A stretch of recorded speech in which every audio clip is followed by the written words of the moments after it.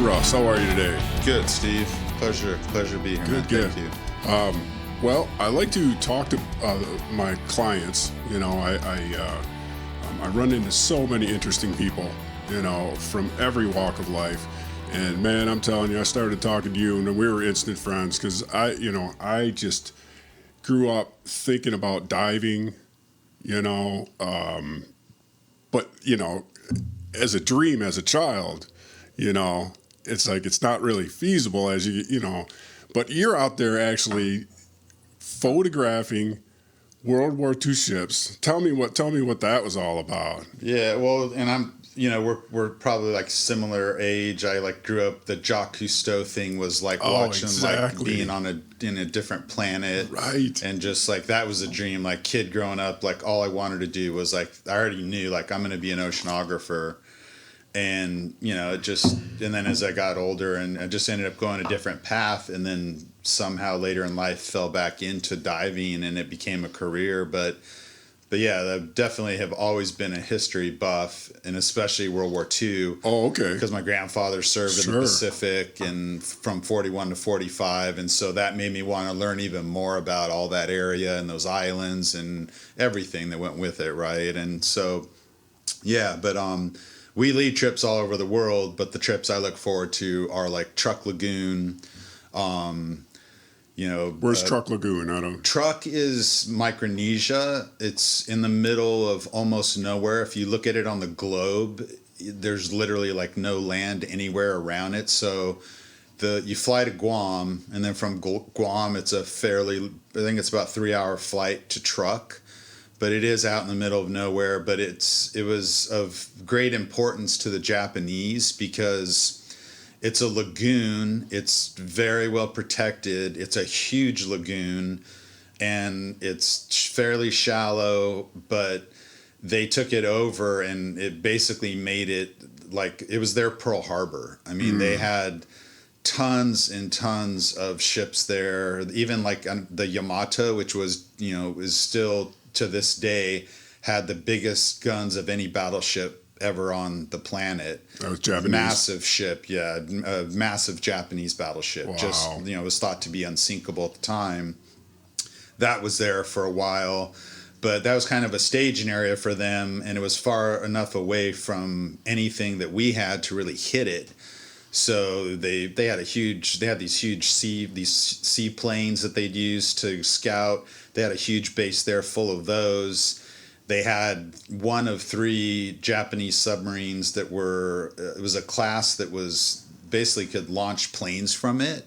They were 400 feet long, and there's one of those that sank there, and that was actually the I-69, which was a Japanese submarine that was sitting at the entrance of Pearl Harbor on December 7th in case any of our battleships they didn't know that our aircraft carriers weren't there. In case anything tried to get out, like actually made it out, that thing was sitting there waiting to torpedo whatever tried to get away. That ended up getting sunk there. That clearly got sunk later. So all that stuff's a truck, and it's amazing because it's all there. It's definitely a grave site. A lot of those Japanese sailors did not know how to swim, so there's remains everywhere. I was just there I was there in 2019 for the 75th anniversary, which was cool just to see, and it's a really special place, and it's a time now that things are falling apart and collapsing, and so you mean the structure of the ship itself? Yeah, I've been diving there for like over 15 years, and so I've seen now places we can't get to anymore. Oh, right. And but still inside the ships, do you actually get inside? We go down into the engine rooms and see all that stuff. That's cool. I've got some amazing pictures, and it's funny because it's a lust for rust because it really is just everything's rusted. It's rusty metal, sure. And so. But if you don't have a love of ships, some of it's like, well, you're looking at all these pictures of rusted things and gauges and stuff, but it's just the history behind it. But some of the ships have like sailors written, letters back to loved ones, and they've like set a piece of glass over the top of it. And if you could read Japanese, like it's all there preserved. It's right there. Wow. Sake bottles and just all kinds of stuff. It's really cool. Oh, cool. It's pretty amazing. Yeah. Wow, amazing stuff. It's like, and it's just kind of collapsing on itself. Yeah, the bulkheads are starting to collapse. So Yeah. in certain places, you can still get into, and then the natives are shoring up places. So which is crazy to see. I saw this just the last time I was there, is because they want to. This is a huge. That's really probably one of their biggest ways they make money, is all the tourists that come from all over the world that want to dive these wrecks. Sure. So they're going in and hauling in these huge pieces of timber and hammering and lodging them in to try to keep the bulkheads and walls up for as long as they can. I mean, at some point, It's so temporary, but yeah, but who knows, maybe another 10 years but Right. yeah, at some point it's just not gonna, they'll be there, but they'll just be rubble piles. Right. Yeah. I mean, I've told you about my small excursions up into Lake Superior and diving some of the old wooden ships. Yeah. And standing there on the deck with your hands on the, Right. looking over the rail, just thinking, who stood here last? Yeah, it's looking pretty out, surreal. looking out over, and all these many decades later, Yeah. it's a wooden ship. It's got Yeah. 3 holes in it where clearly it had masts. Yeah. Where they took those out and put the steam engines in to haul, iron ore and that kind of thing up Yeah. to Lake Superior. But you can see what it was in its day, just Yeah. beautiful timbers. Just the railing around it was, bigger than a railroad tie. Yeah. All the way around the boat. You Yeah. know, it's just crazy. Beautiful. That's one of my stuff. favorite places to dive too. Is And it? it's, oh yeah, and I Freshwater. Yeah, it's just been so long. Well, I haven't dove Michigan, I dove Huron, but last time I was at Huron, I think we spoke a little bit about the Windiet, which it's a 3-masted schooner, and I think the 1 or 2 of the masts have since fallen over, but it had all 3 masts when I was there. I was filming a little movie for Detroit Television about all these wrecks, and the Windiet had a lot of history, so that was kind of the primary focus. But we got to dive some of the other ones, and like you're saying, like the bowsprit on this one wreck, the Barney, is just this incredibly sculpted woman's figurine of a woman, and it's like 12 feet long, like out the front of the ship, like just so unique, and all those ships are so well preserved. I think I was telling you, one of them had the glass, the red and the green glass in the lanterns for port and starboard. That's like great. Those were still sitting there. And I've dove other wrecks, like I've been on the Doria, which is a famous wreck where people had Andrea Doria. Yeah, the Andrea Doria off of New York, where people had China fever and were going in and taking all the China, and literally take anything they could, lifeboats, tables this size. I mean, everything. They just wanted anything that was collectible. None of that happens in the Great Lakes. Like there's just, and it could, it just doesn't, which is really unique, because in truck, same thing. All that stuff's there, but it's against the law, and there's That's almost a memorial, though. severe penalties. And I think sure, but at the same time, like you said, there's a level of respect there because they're sailors, so there's remains there. I heard a few years ago where I don't know exactly. I think it was up around Mackinac Island where a paddle wheel ship was. The sand was moved. There's always moving sand in the Great Lakes, and it just uncovered this pristine, beautiful boat. They didn't really know what it was, where it come from, but it was so buried in the sand, it was just perfect. It's a very good friend of mine who we chatted a bit about, Becky Schott. She's amazing. She leads probably a half dozen trips there. She's dove probably every wreck in there, and we're all on closed circuit rebreathers. So we're doing stuff from, some of those wrecks are shallow. Literally, there's some stuff in the 15, 20-foot range. Right. But she's also doing stuff in the 400-foot range, and going inside and lighting these huge engine rooms and just doing some really cool stuff. But yeah, it's amazing. They're still, like you said, they're still going to find stuff 10 years from now. They'll find it just comes popping out of the sand. Yeah. And that's worldwide. Crazy. They're finding that's cool. wrecks. Yeah. Right. Yeah. Yeah. So you were telling me a little bit about the Andrea Doria. Now, it was a French ship? Italian luxury liner. Italian. And you said it was ran into a icebreaker or something. That was, they ran into the both thought they were going the same way, and Swedish Stockholm saw each other on radar from a pretty far distance. each captain thought they were yielding, and they, opposite directions, and ended up turning into each other. I see. Stockholm's bow is an icebreaker, so Right. right through the Doria. Sure. I think I told you I forget the gal's name now. She's probably in her 90s, but she was 12 years old, got ejected out of her room in the Doria and landed in the Stockholm. Holy cow. And survived. That's hard. Stockholm pulled away.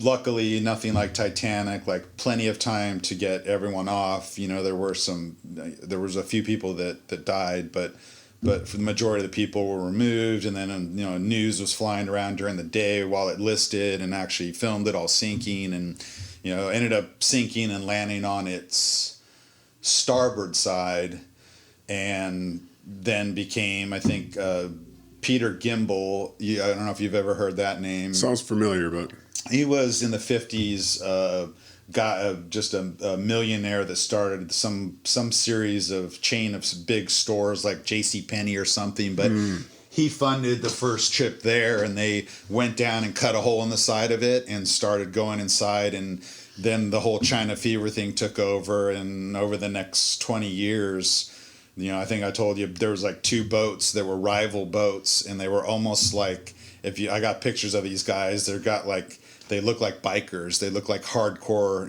biker gangs. Really? They were rival enemies, and they were there to get as much China as they could. And people were dying because they were filling these gunny sacks with 100 pounds of China, and the wreck's at 200 feet. And back then we only had air. We didn't have all these breathing gases that keep you level-headed that we do now, like Trimix.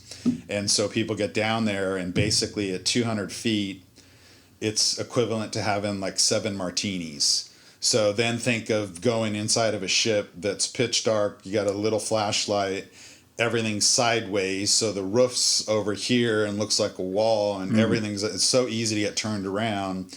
And they're swimming down into multiple corridors and trying to get to the kitchen or somewhere where all the China's at, and just, crazy times. Get lost. Yeah, a lot of people got lost and ran out of air, and a lot of people just got narked out of their brain and swam off and were never seen again. And wow. Yeah, but come a long way with your equipment, huh? Yeah, I was lucky to go out there in 2005 with a lot better equipment, with a guy who was very knowledgeable and had more dives on her than anyone probably, and was doing a PBS documentary about survivors of the Doria. He interviewed the survivors. And then I was actually hired to go video the place where the Stockholm ran into the ship. Dave Bright was his name, but David had figured out that a certain time of year, like we were talking about, the sand moves around. Well, where that gash was on the sand where she landed, so no one had ever seen it before. We got there, laid a line, went over the keel, which no one ever does, because why would someone want to go that side of the ship? They want to go inside and get inside and look for artifacts and stuff. So we went over the other side, swam to the front. Sure enough, here's this massive gash. Swam up inside. We're able to film the bulkheads and see actually how much damage had been done, and how many bulkheads had been, blowing apart, and how that's what caused the ship, much like the Titanic, and that's what so caused her. So it landed on the hull, but so some of the sand washed away underneath the sand. Really, there must have been there's rip and current there. Right. That's also why it's such a dangerous place. Is it's so far offshore. There's no help. Oh, you were saying that it was 15 miles out or some craziness. Yeah, it's a long haul. Before you even get it's ready a day to haul dive. to get out there. Right. Yeah, so it's a day to get out there. There's always typically bad weather. Even when it's good weather, the visibility is much like it is here in Monterey, which is if you can see 15, 20 feet, that's a good day. That's so that's, and it's green water, and there's rip and current, which is even one more thing. And so you've got decompression no matter what, right? So at 200 feet. Yeah, you go down to the ship and you're down there 20 minutes searching around. You're going to have stops all the way up every 10 feet, and then you might find yourself at 20 feet for 30 minutes holding onto a line, flapping like a kite in the wind, hoping not to get tore off, because if you do, you still got to stay at 20 feet, but now you're drifting and the boat's stationary. The boat can't just leave and go pick you up. Right. So, guys then would have a couple of choices. I mean, we had bags we'd pop now, and the boats that can at least hopefully follow that bag. I see, right. But you're still moving. Yeah. But if you come up to the surface, you're going to get bent probably. So, yeah, it was a tricky place to dive, but we lucked out. We were there, like best conditions he'd ever seen. It was like 60-foot viz. Got in there, got to film that and see. We were there for a week, so got to see film everything he wanted, and it was a unique experience for sure. Yeah. And you said that was like almost an art museum when that thing went down. Yeah, with the art and the paintings and porcelain sculptures. My first question is, what kind of idiot would put that on a seagoing vessel? I don't know, but the times were different. And it was very unique. They just didn't think that it could sink. Maybe, I don't know. They just thought it was. If I remember right, too, Peter Gimbel, the guy, the guy that had all the money that originally started this is in the 50s, started the expedition. I'm pretty sure that they found there was a room where there was a box, and it was supposed to be rumored to be full of gold or something, but when they opened it up, it was just like mush and paper. So but regardless, I think even to this day, the china and which I own, I have a few pieces of china and like spoons, because they all have the Doria symbols painted on them. It's really cool. Yeah. Sure. And that's some of that stuff. This guy, Gary Gentile, he's got thousands and thousands of pieces. People will pay good money for that just to have something like that at home on display. What a conversation piece. Yeah. Right? Yeah. How cool is that? Yeah. So where'd you grow up? Let's start back. Grew up Fresno, California. Yeah, it was still a pretty small town. Like a country town. Nothing like now. It's like Los Angeles kind of, but fig orchards in every direction. More of a ranch house, and parents got out of there in the 80s and moved up towards Yosemite. But spent all my childhood in the Sierras, like in the mountains, and grew up playing Army like most young boys, I think, with all my cousins, and was like sure that I was going to join the military as soon as I graduated, and was set to do that, and got offered a job to go fight fire in New Mexico, like right out of high school, and thought.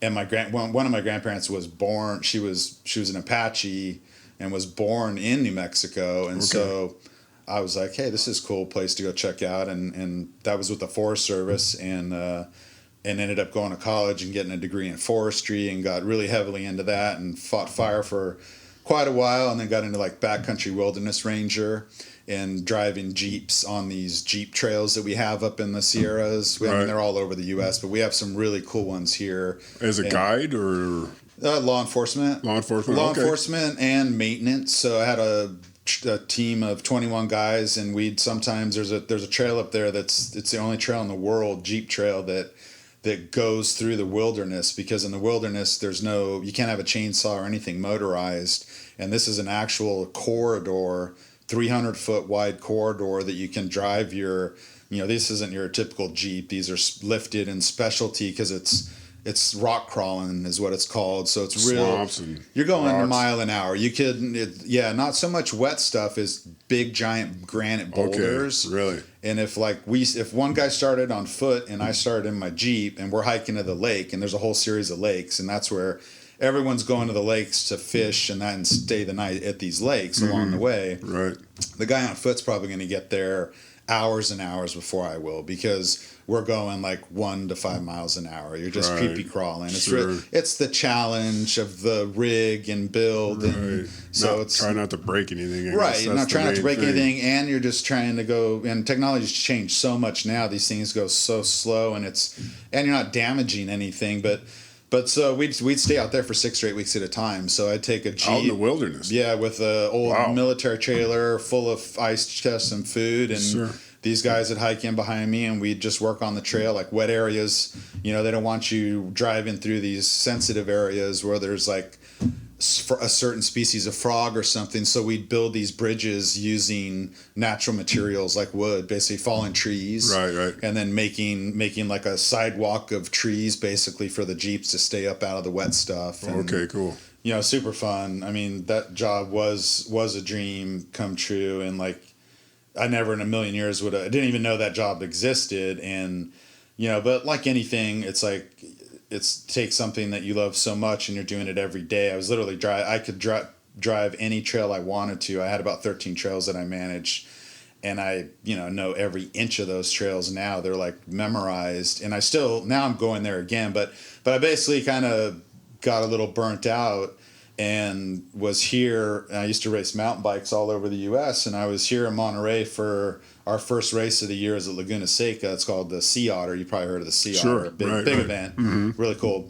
And walked into a dive shop, which is actually next door to where I work right now, and saw like this rebreather and this mixed gas stuff. And like I'd gotten certified when I was in high school, right, and went and did a little diving here and in Hawaii and stuff. And I was like, yeah, it was cool, but I was into mountain biking and doing other things. And when I saw that other stuff, it really pulled me back in. And I basically got recertified again in scuba because it'd been so long, and then progressed down the whole technical path. So I did all the different types of mixed gas, ended up getting into closed circuit rebreathers, which is we were always telling you, it's basically this device that you wear that, most of them are electronic now, but there's no bubbles. Same type of thing the military uses. Very efficient. It scrubs the carbon dioxide out of every breath, mm-hmm. and you can change your PO2 on the fly. So you've got a computer, so you can like tweak it so that you're maximizing the PO2 mixture, so that your decompression mm-hmm. is a fraction of what it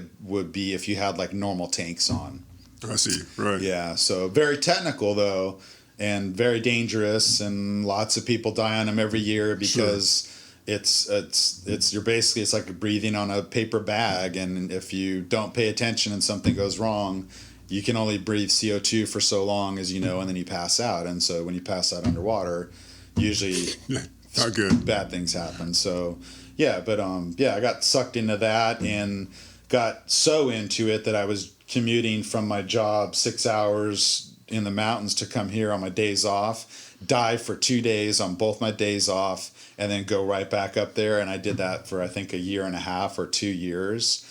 And I was like, I'm just like, this is crazy, and basically left the Forest Service and moved here, and had no idea that there was, I'm doing underwater photography now. I got hired by a business that knew me through my cycling career and through biking. No kidding. They made bicycle lights here, and they still do. They also made these crazy cool, some of the best underwater camera housings. So all the cameras we use are regular land cameras that go in an enclosure mm-hmm. that's machined out of aluminum. These guys were like top of the line. Like the stuff they were doing was all electronic and very outside of the box of what everyone else was building. And so they offered me a job in the underwater photography department selling those housings, which, at that time I was a pretty accomplished tech diver, but I knew nothing about cameras. Like, only thing I'd ever been exposed to were like the ones that you buy and throw away. Mm-hmm. And then like for my law enforcement job in the Forest Service, I had a Polaroid, right? So you like take a Polaroid pics, right? And those things were, yeah, exactly. It's like, and they don't, I have Polaroids I took from back then. They're gone now. They don't last. They just burn out. But I didn't know anything about cameras, and it was trial by fire, but that's sometimes the best way to learn, and really got up to speed very quickly. And, that even turned into the job I'm in now, which is Backscatter, we're the largest underwater photography store in the world. So we're here in Monterey. We ship worldwide daily, very specialized equipment, but it's all underwater photography based. Wow. And we lead trips all over the world that are photography based, and we have workshops all over the world that if someone wants to never shot underwater, whether it's a GoPro or some crazy video camera, and they just want to learn, they go on one of our trips and we teach them. And really hands-on, like right there. Very hands-on. Yeah. There are trips that are they're unique locations, like we were just in the Galapagos, which a lot of people, that's like a dream place for them to go dive. But that's more of a dive, and we've got a couple of us on the boat and we can help you, but it's not a workshop where like some of our places, we actually have little backscatter stores set up now where you go there and you're attending seminars. So you're diving and then you're like getting out of the water and you're going and sitting down and attending like an hour or 2 hour long workshop. Right. Yeah. That's very hands-on. like Yeah. Adobe Lightroom or some video editing platform. Right, you know? right. Yeah. Wow. So these are all cameras that you can take down 500 feet. And all Yeah, pressurized. everything's rated to 100 Is it- meters is kind of the Wow. 300 feet. That's the kind of the 300. There I is see. stuff to 5, but you know, almost I'd say like 90% of our divers or more are recreational divers, and so 130 feet is their max depth. That's a lot of So pressure for a they're camera. not supposed to, you know, go below that, and if they do, they're only doing it for a few minutes, because then you get into that whole decompression obligation. And the reality is you shouldn't be on air, you should be on a special gas, because everyone reacts differently. But one guy could feel like he's only had 2 martinis at 200 feet, and another guy could feel like he's had 10. Right. And so it's like the simplest of things all of a sudden are compounded. So everybody's different.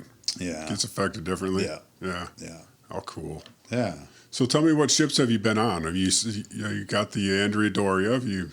The Doria is probably What's coming up, or one what's of my happening? favorite. Yeah. You know, I haven't been back there since, but I had read all these books before I got invited to that. So that again was like this, you know, holy crap, like never would I have thought I'd be invited on an private expedition to that ship. And it was until recently, that was Mount Everest of scuba diving. Like diving the Doria was, you know, there's all these books that are out there written. There's now obviously, because of the mixed gases and the rebreathers and all the equipment we have, there, you know, now people are doing 400 or 500 foot dives. Like not like it's nothing, but there's definitely more people pushing, you know, wrecks and caves. You know, cave diving is another one of my hobbies that I haven't done it for a little while, but it's probably, of every sport I've ever done, that is the most difficult, and definitely as far as like challenging your mind and really looking inside yourself. It's very, going into a wreck is kind of the same thing. It's an overhead environment, but going into this caves alone, if you've ever been in just a dry cave, you know, it's kind of a spooky place to be. And especially when you get back to, I had done a lot of dry caves up in this mountains where my parents live, wiggling through places where you can just get a shoulder through, and then another shoulder. You're crazy. And then, well, I was following other guys that really knew what they were doing, but I was like, rooms. hey, this is cool. Like, I'm not claustrophobic, Sure. and this is like really cool. And get back to this giant room where there's stalactites and stalagmites, and then so, you know, that, and then now add water to that. You know, it's definitely, there's been times where you had to like self-check myself, or just abort, like, hey, this is like, I'm getting a CO2 hit, or I'm not feeling right, I'm turning around. And it's, you know, Mexico has cenotes, which are, you know, if you haven't seen those, I'll try to give you some images, but some of these rooms are like mind-blowing, just especially when you get them all lit up. They're just massive stalactites and stalagmites. I mean, they're just, it's total artwork. They're beautiful. And again, like history, a buddy of mine who's a local here, him and his wife about 10 years ago found some of the, I think the oldest human remains, and like a mastodon, saber-toothed tiger skull fully intact in a cenote in Mexico. And so complete lockdown. They had scientists obviously get involved. It's a huge Nat Geo project now. They're still diving it to this day, but it's all, you know, restricted. But That's so crazy. Yeah, What really, a flash of history. really cool stuff. So, but I love doing that. I love doing the wreck and the cave stuff more so than, you know. But I've also got to swim with tiger sharks. We go to places where it's very like sharky, so you see all these different species of sharks, or just beautiful reefs. Indonesia's got, you know, I've been to Komodo, where the Komodo dragons are. We went on land there, and you get to actually see or they even sometimes, now they've gotten so acclimated to the dive boats coming up, because some of the guides will throw them chicken. So they'll come straight running out of the jungle and swim out, because they're good swimmers, and swim out, you know, to the ship to just like check you out and see what's going on. So, oh man, yeah, pretty cool. The Komodos, they can swim. Yeah, those guys, they're very strong swimmers. Much like a lot of lizards can, like monitor lizards can swim, But Komodo's, I don't remember the exact distance. It's been a while, but I want to say like a 13-mile ocean swim is like totally doable for them. Really? Yeah, I could be off a little bit, but I know they can swim from island to island because there's chains of islands out there. Even though they mostly are on that one main one, it's a park. Yeah. So there's a fee. You get in there, and they had just killed the cow when we were there. So there's cattle that are on the island. And of course, the big deal with those guys, you get bit by them. I don't know if you know how much about them, but their saliva, you're like dead. It's like their saliva is like one of the most venomous things. Right. It's like, and it's not an instant thing. So all they usually do is like bite the leg of a cow. I've seen that. And then they just wait it out. Right. It's like not a matter of Could be a week or two. Yeah, exactly. And they just kind of don't have to eat that often. Yeah. Yeah. So yeah, you don't want to get messed with. Now, what was that aggressive shark? The bull shark? Do you have to deal with some of those? Yeah, bulls I've only seen a few times, and they were like super standoffish. Not too many of them would worry me. I mean, they would obviously worry me a little bit, but you hear about, is it the bull shark or is it the tiger shark?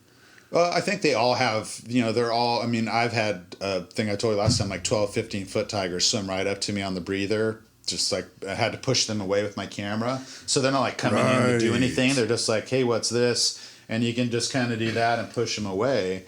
But that's the whole thing with the rebreather too. I was thinking. Yeah, it's so quiet. Damn near sneak up on them, but or they come closer to you because they're like bubbles. The bubbles are noisy for everything, and that's I think my first memory on the breather when I got one here. This is a long time ago, like 2000. A buddy and I both got them.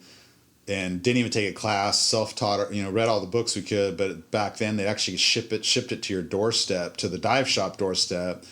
And we got on and I remember we went to the site we always dive, the breakwater over here at San Carlos. And I remember we were like 30 feet just looking at each other and watching our gauges. And then we heard what sounded like a thunder rumbling in the background and just kept sitting there watching. And then, a couple minutes later, here come two scuba divers. And it was just their bubbles as they exhale and they're rising, they're expanding and they're popping and making noises. Exactly. You don't realize how loud that is. And I mean, that's, and of course, underwater sound travels a lot farther. So things that you might want to see might be long gone by the time you get there. Especially like we talked about white sharks here. There's a huge population here. And, there's a marine lab here that tags them. They know they go by. And we've got 100 divers here every week and getting certified. And there hasn't been any kind of an attack or anything in like 70s. So they're all over. I think I told you a buddy of mine's got footage, but he got it because he was on his breather. And he had a 12 or 14-foot female swim right by him. And then another smaller male another time. And that was just last year, and it was right at the break wall where everyone's getting certified. But you think about it, you got a class of 10 students, and they're all breathing bubbles and probably breathing really hard and making so much noise. And yeah, so it's not just sharks; it's all, even the little stuff freaks out, Right. So that's another cool thing for photography. Some people get into the rebreather with no desire to go deep and do any of that other stuff. They just want to be able to like come up to like these Christmas tree worms that when they open up, you've seen pictures of them. They look like this like beautiful orchid. But like if you even try to get close to one of those with normal scuba, like the first time you exhale, they just suck back into the tube. Right. Or even if you like wave your hand gently and they feel that vibration. Really? So the rebreather gets away with all that. So. Right. How cool is that? Yeah, pretty cool for photography stuff. Right. Yeah. You're going to see so much cool stuff, Yeah. So I remember swimming along the bottom with, the air breather, and there was a few fish, but I was just always thinking, this thing's so loud. Yeah, it makes anything noise. That was cool is long. And some fish don't care, and they'll come up to you, and they're kind of curious. Yeah. It's for the most part. Yeah, that's weird. So you never did end up going to the military?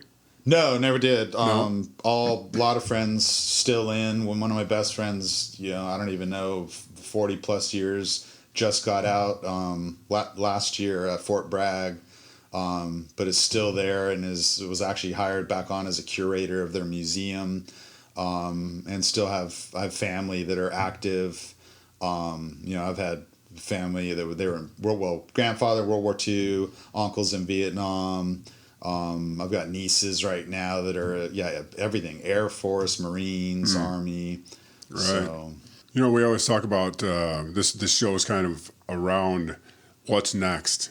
Kind of for America. There's the blue collar type class. Yeah. The working people, and I had there's so many different job options out there that you just don't know about as a child.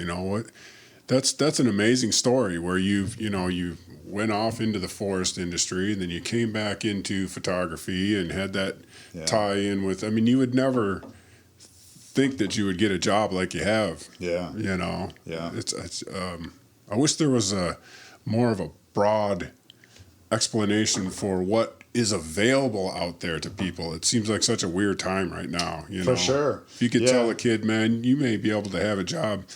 Well, it's funny you say that. Photographing World War II submarines sunken out in the, that could be your job, bro. Yeah. You never would even thought about that. I just left work, and we have one of our great customer and a good friend of mine just got on a rebreather. Goes on trips with us all the time. He was with me in Chuck Lagoon our last trip. His son, super smart. We probably started having him come in the shop and teaching him, and he had a huge interest when he was in he was 14. He's in college now, and he's an amazing photographer and videographer. Right. And I don't know what path he's going to lead into, but he very well could end up doing. He could make a career out of this if he wanted to. Right. It's just I don't know if that's what he wants to do. But another example, one of my best friends and someone that I go into the mountains jeeping with a couple times every summer.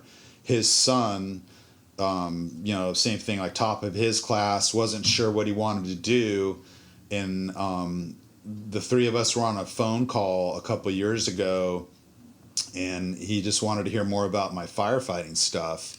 And he is right now at the college I went to getting his degree in forestry, and he's going to start fighting. He went through all the firefighting course stuff already, and I just talked to him a week ago, and he's like, man, thanks so much for just even bringing this up, because he's like, it wasn't even on my radar, and it's right. And I told him how much I still miss it. I miss that work, and I miss the camaraderie and the brotherhood of when you're on a fire crew or helitack crew or an engine crew. You live and sleep and eat with those guys, and it's just. And so and he's a camera guy. No. Oh, okay. No, this guy. This is my buddy Hadley's son, and he's not nothing camera. He's just very outdoorsy, because he'd go with us when we go jeeping and stuff. So he grew up in the mountains, and he'd go out and when he was 16, he was shooting rabbits with his friends and skinning them and eating and sleeping overnight out in the woods. Sweet. And so this is a natural progression for him to get into forestry. Yeah. How cool is that? Yeah. And you have been there. Yeah. Kind of give you the ins and outs, how to get in and out of there. Yeah. Right. Yeah. How cool is that? Yeah. Yeah, that's what the kids need now. They need a little direction, For sure. Yeah, I think not everybody's going to be. People are stuck. A lot of people are stuck and wondering. I've even seen that at where I work, is people just and I know so many people like you that have their own businesses, and it's there's good paying jobs out there, but it's and there's plenty of people qualified. We've probably got more just overqualified in this area, but they don't want to. They just, I don't know. It's a weird time, and it's a weird time right now. It's part people of just it's don't want to maybe work. Like you said, figuring out what is my path and what do I want to do. Some of it I get, if maybe you don't want to be a dishwasher. That was my first job. Sure. But that also makes you kind of recognize, hey, this is hard work, but this is what it is. It makes you stronger, I think. Right. You can't. Sure, it'd be great to have some posh job where you make a bunch of money, but is that going to make you a better person and able to deal with hardships later on in life? Right. It's man, that's why I really am happy that he's gotten into that firefighting, and I I don't I don't do much social media, or try not to, but I do tie it into a lot of my buddies that are still fighting fire, and I love seeing the pics of them out on the line, and it's how diversified. There were a few women on my teams once in a while, but it's pretty rare. And now it's just like, it's just doesn't, it's like every, there's no race involved. There's like none of that. It's just, they're all out there like kicking ass and working hard, because it is hard work. It's that. You might be out there for a week and no shower, and you're sleeping in the dirt or sleeping on each other. And it's not like everybody likes that. All those pictures though, I look at it, it's like, they're all smiling. They're like, it doesn't matter. Right. They're all like got this huge grin, and it's like, some chick with a chainsaw on her shoulder, and they're just, it's like, so that's like, to me, like we're talking about, like that's fulfilling. Right. Like, they might not do it. You can't do that's hard work. You can't do it for your whole life. Some people do, but that like might set you up for something the next step. Yeah. I mean, you actually went to college for forestry. Yeah, I got a degree in forestry, and yeah. like we did some fire science background stuff, and forestry and recreation was at the time, and it's still, that college is still very strong, and I was going to go on to Humboldt, which has an excellent forestry program, and so does SLO, San Luis Obispo. Those are also like two of the top probably in the U.S. still. But then just got offered a job to go to work for the Forest Service, and I was like, I finished up my college where I went, Reedley, and then just basically fought fire all summer, and then when winter came, I'd either come down the hill and go work at the bike shop so I could get my hookup so that I could get all my racing stuff for free, or a lot of time I'd stay up there and shovel snow. I'd go to work for PG&E or whoever was around and stay up, and I'm not a super snow guy. Like, I'm not into. I did snowboard a little bit. I guess if I was a diehard skier or snowboarder, then that would have been perfect, because I was living in a cabin up in the snow up there. Right. But yeah, so I'd stay up there some winters too and do random work. Fallen trees, that's a big thing in the winter. Forest Service, we'd go in and we'd timber stand improvement. So you're thinning trees. Right. So you're going in and knocking out certain trees so the other trees so they're not competing and can grow. And just random stuff. Yeah. Nice. Just keeping it cleared. Yeah, it was pretty cool. There's come along, a lot of opportunities in the Forest Service, and that was just, it's weird because it was never something it was even on my radar. Yeah. I was like so focused on military and thought that was all that I was going to do. And exactly.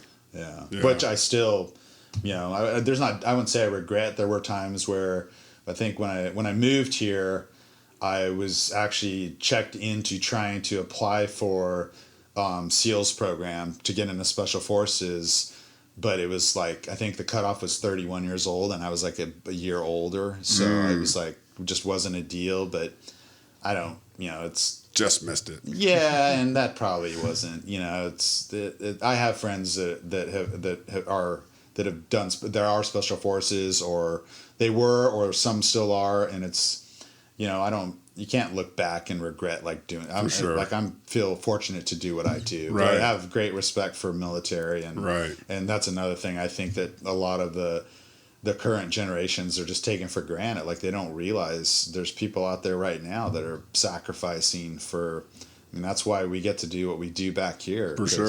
There's people out there still to this day. I got a niece. She's only 20 now. It's like she joined up right out.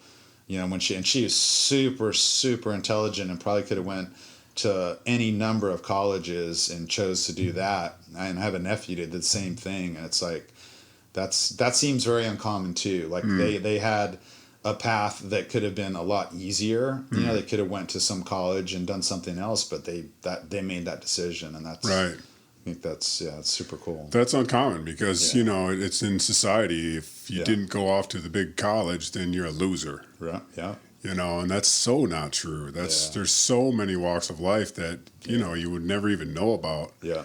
And personally think it's better to go do that, what they're doing, get that experience, and builds character, and it's gonna make you a better person and able to deal with the realities which we've seen of since COVID. There's, I know a number of people here that, took their own life because of depression, and, can't point a finger at why, it was always probably for everyone handles that differently, but it's like, so I knew some of these guys, and it's like, it's not something that I ever would have even thought. Like when I found out it happened, it was like, what? Like, I didn't know that, it's like, man, I wish those people would reach out and talk to, Right. especially if it's like a close friend. It's For like, sure. man, it's like you gotta, I've even talked to some of my operations manager where I work at work. It's like all of us are dealing with COVID and after effects in different ways. Right. And just in general,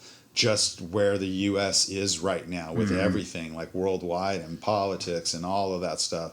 It's like it's easy to like get in a bad place mentally, and I think it's just sometimes it's like, you just got to talk to someone. I've been questioning that too, because I have heard stories of attempted suicide in the last half a year or so, and it's like they made it through the COVID, but now things are kind of falling apart. Like they kept it together. Yep. Through the whole thing. Yeah. And then at the end, it's like, oh, everything just I know some wasn't military worth living or whatever. It's law like, enforcement wow, guys. that's crazy. That is just what you said. And have families, so they have a wife and kids, and they weathered what you would call the storm. And then this has just been even in just the last couple months, and it's like this one officer comes to mind, and it's like no one that worked with him had any inkling, exterior he wasn't showing that he was in any kind of bad place, Crazy. And it's just like, so yeah. And it's I think it's going to be some time before it even goes back to what we would consider normal, right? I mean, whether it be travel or what's just normal. Everything. Yeah, exactly. People are trying to figure out what's normal. Yeah. What's normal now. Yeah. Excuse me. Yeah. But it's just going to take a while. Yeah.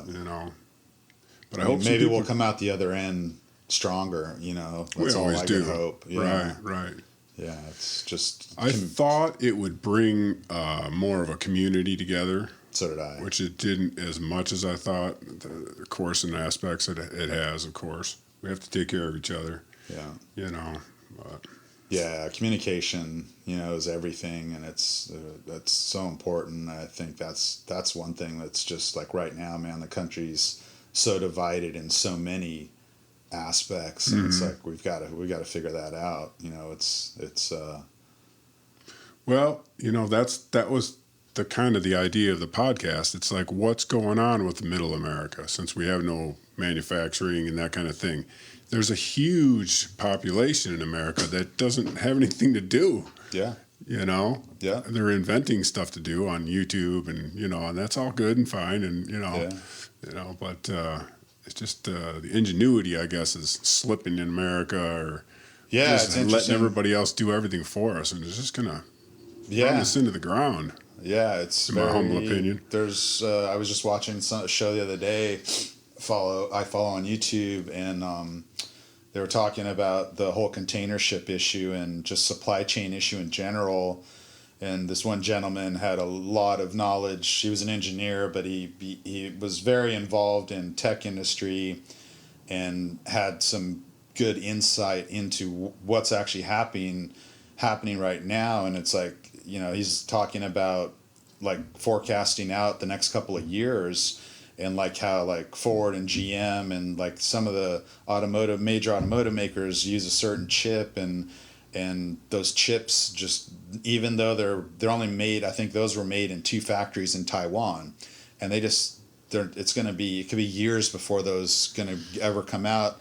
So you're going to have stuff backed up there, and there's also the whole issue that's happening with Taiwan right now and China. Right. You don't know, that could also, we don't know what's going to happen there. So that could also, if those are the only 2 factories making that one particular chip. Another interesting thing that he brought up that I had never heard of was how all these Teslas are sitting in parking lots nationwide, basically finished and ready to drive, but there's no batteries. And they use a battery that we use in a lot of the video lights that we use underwater. It's a 18650. It looks like a AA, but it's bigger. It's like fat AA. Sure, yeah. But they've got like, I don't know how, I'm not a Tesla knowledge guy here. They probably got 10 or 20,000 of those cells in the cars to power it. But same thing. There's like potentially going to be at some point that's going to be a massive bottleneck, and so we use those in so many things, but. The lights and stuff, it's not going to be a big impact, but Teslas it is. A lot of people are, the whole plan right now is trying to go green, and that's if that's the primary battery source, then yeah, it's very interesting, and I don't think anyone has any idea how the next couple of years are going to play out. It's just I just hope the whole riots and all that stuff, man. It's like there's got to be more communication and working together. Police officer stuff and. Yep. It's like, holy cow. Go back to Michigan and the police just aren't pulling anybody over. And yeah. A lot of the cars don't have plates on them because the yeah. Secretary of State's closed down. And it's weird. It's like it Wild made Wild me, West back there. Yeah, it's a horrible thing to say, but it made me think of like when 911 happened, remember what happened to this country and like how everyone united, and so many people that I follow and respect right now, they all joined because of that event and what happened. And these were guys that were 16 or 18 or even in their 20s, and they didn't ever consider going to the military. They joined just because of watching what happened that day, Right. And in general, just the whole, like, everyone just united. That was a big deal. Like that was a horrible thing that united America, and it's like almost like, man, I don't want that to happen again, but it's like we need something. We need some kind of unity like that. Mm. There was just American flags everywhere after that. Yeah. On every house there was an American flag hanging. It's like right on. Yeah. Yeah. Unity. Yeah, now in certain places you go, it's like, man, you get a flag, it's frowned upon. It's like oh, that's a so and so right there, or right. What are you, a Republican? It's like, I'm an American. Yeah. I got a flag in my front window at the store here, and I'm sure that people look at it like, oh, you redneck. Yeah, I get weird looks. I got a flag I commute to work on a bicycle every day, and I got a flagpole on the back of my bike. Hell yeah, and, man. I got people every once in a while. I've noticed more recently, it's funny because there's a lot of older couples that walk in the morning and they'll wave to me, but I get weirder looks from younger guys and stuff on bikes. So it's definitely, it's a symbol that's been, I feel like, just, it's in a weird place. Like, right. It's not this, to me, in a million years, I never would have, like, the flag's a flag, man. The flag is everything. It's everything, like, right. And now how dare it's like, you try to... why is it like they want to replace it with something else? I don't get that. What would they replace it with? I mean, it's just I don't know, it's a control thing, or it's I don't know, they look at it as a government thing. Yeah. I don't know, there's a lot of, it's very interesting. Like you, my grandpa, fought on the shores of, I don't know where he was, but he hit the beaches in World War II, and, it's just like, my dad was in Korea, and it's just like, there's a long history of military, that I've always respected, and I don't know, I'll just hang a flag up anywhere, man. Me too. I'm not trying to say something or anything else. Nope, no. I'm just an American. It's just pride. Right. Yeah. I probably would have signed up at 9/11 if it wasn't so old. Yeah. Because, there's a lot of people signing up. Oh, yeah. Me, I was in college, forestry college, and had done a couple of years of firefighting, but I literally remember me and my buddy Rob, who ended up going on becoming a smoke jumper, which are the guys that jump out and parachute into forest fires. He ended up becoming a whole team leader, but him and I was like, dude, you're the smarter guy at math than I am. I'm like, let's go sign up right now. Like, I want to be a attack helicopter pilot. Like, I'll be the gunner.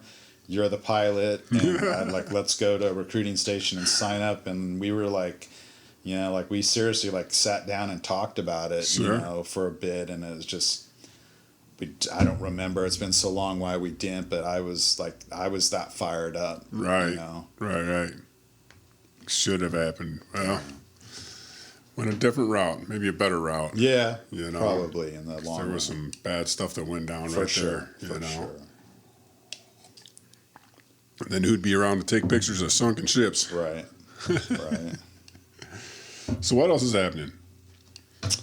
Not much. Just trying to get back in the water and get motivated. We're kind of stuck because... you can't really, we lead trips all over the place. I don't go on the trips as much as I used to, but I mean, I definitely like to travel places and, even to go cave diving in Florida. Like, I just right now don't want to get on a plane, really. It's like, it's kind of a bit of drama. I was just in Boston for work recently, but the international thing can be a nightmare. And we've got another truck trip coming up in a month and a half, but it's highly unlikely that it's probably going to happen. And even if it does happen, the scary thing is you get over there and then some strain comes out, and I have customers, lots of customers, when COVID hit, they were in the Philippines or somewhere and got stuck there. Yeah. And I was just talking to a lady the other night, and a friend of mine, she's been a longtime customer, and they had to sneak out in the middle of the night. They were like, they wouldn't let them leave the resort, and so they all woke up at like 3 a.m. and like snuck out and got a Jeep or a taxi or something and got to the airport and got out just before everything shut down. Really? But so you don't want to be in the middle of nowhere and then something goes down. So yeah, so the travel, I haven't been traveling. I've been just trying to get motivated to dive here locally. It's cold and it's right. Get a little older and you're spoiled and it's a lot of gear, and I don't have a boat, which makes it a lot easier because then you just roll over the side. So then you got to walk into the shore dive, which is shore dive with the breather and tank and a camera that's pretty big, and I also have this scooter thing I use that tows me around, and it's a couple 100 pounds of equipment. It's like underwater scooter, one of those. Yeah. Oh, that's cool. Yeah. Well, you got a lot of stuff to carry. So yeah, there's some video on there that I gave you of that shows that scooter. We use those pretty much on all the like truck and all those trips because you can circumnavigate a 400-foot wreck on one dive, whereas if you're swimming, you'd probably only see a third of it. Right. And then on the dives where there's rip and current and stuff, it's a huge safety thing. Like if you got ripped off that line like we were talking about, it's like not even a thing. You just hit the go button and scooter right back over to the line and grab the line. And so, and they're nice because in water you mount your camera to them. So instead of having to carry the camera's on a mount that swivels. Sure. And I'm a video guy, so basically the bigger the mass underwater, the smoother you can be. And so now I've got this big camera mounted to this big scooter thing, and I just swivel it sideways, and I can move this thing through the water and do pans, slow moves. Right. And it's before it would have shake in it. Right. So you mounted it right to it. Yeah. So they're handy, and they're caves too. Like the caves in Florida, the cenotes I was telling you about in Mexico, there's absolutely no movement of water hardly. Whereas the caves in Florida has this ridiculous aquifer system. I don't know if you know, but if you look, sure. I mean, it's crazy. It's one of the biggest in the world. And some of these caves we go into, you can't swim into them. You have to physically pull, and you wear gloves because the first time I went, I ripped all the finger pads off my fingers because it's limestone. Oh. But there's so much current that you have to pull yourself in. Okay. So getting in, and then when it constricts, the flow is even crazier. Like you're just sitting there like a kite in the wind. Then the room will open up, and obviously that'll dissipate because the water's not being funneled down. But the scooter's just a total game changer there because it's just you're not wasting all that energy pulling and getting in. The fun thing with some of those caves though is you're fighting it getting in, but when you get to the turning point of the dive, you basically just cross your legs and your feet, and it's like a ride. You just riding the current back out all the way. Yeah, right. So that's the Florida caves they don't have the formations that the cenotes do. But it's just mostly just all limestone. I mean, there are some cool formations here and there, but it's colder water. The Mexico caves are very warm. The Florida caves are like dry suit, like we wear here. So you're in a dry suit and a little bit more equipment, but super fun and easy to get to because they're stateside. Yeah, yeah. I learned to dive from a guy way up in a little town called Newberry up in the Upper Peninsula of Michigan. And it's from a small town. The guy wore about 6 different hats. He was the fire chief. He was the, this, that, and the other thing. And, of course, but I just remember his coat. He had these patches all over. It was wreck diver, cave diver, search and rescue, and all these different things. It was like, wow. And back then, he went through all the courses. Is that like 70s, 80s? It would have been about 85. Yeah, 88, so somewhere around there. I mean, it's funny you say that because a buddy of mine, Matt, who I haven't talked to in a long time, but a bunch of us rebreather divers would always get together and meet once a year. So we'd meet here, and these were guys from all over the world. They'd come here. It was usually end up being about 20 guys, or a bunch of times we went to Catalina Island and chartered a friend's boat there, and just hang out and meet new people. And there was this one guy, Matt, that I just remember he came on the boat and everyone was kind of joking and poking at him because he had like a leather jacket or something on, but every surface of it was patches, which, it's like, and I have at home a lot of my certificates because, that's like, it's in my office, but it's like sometimes it's like it's like you need a pick me up and it's like, hey man, look at that. Like I did all that. Like that was a lot of like every rebreather you have to get certified for. So you don't just once you do it, you're done. Everyone is so different. Oh, no kidding. So I'm certified on like 12 different units. Right. So it's like, that's a lot of time and money and but I never got patches, but I get that. It's I think it would be made fun of more now. Yeah. But whereas back then it was like you said, it was like, holy crap, like that's I didn't know much about diving other than, like you said, what I saw in Jacques Cousteau and stuff like that. And I'm just thinking, wait, you go into caves underwater? Right. Like, how is that possible that you can find your way out, And I guess they follow strings and, same with going into wrecks. I was just amazed. You're going into shipwrecks that are 400 feet long. How are you ever possibly going to get back out of there? Yeah. Yeah. There must be following a red string or something. Well, that's the thing that like back in the Doria, especially, that was a big no-no. Like the cave has always been. There was a guy, Jacques Cousteau, world famous, who basically made this little blue book you can buy today for $7, like the basic principles of cave diving, and it's like you never go in without proper training, but you always have 3 lights. So you don't have because in the 70s there was like these caves in Florida. They're in this, like the Jenny Springs is, where I love going, and it's the Sanoian River, which is this river where, to this day, I was just talking to a buddy who lives there the other day. There's thousands of kids there every weekend on float tubes drinking, and it's this beautiful river in Florida. It's crystal clear.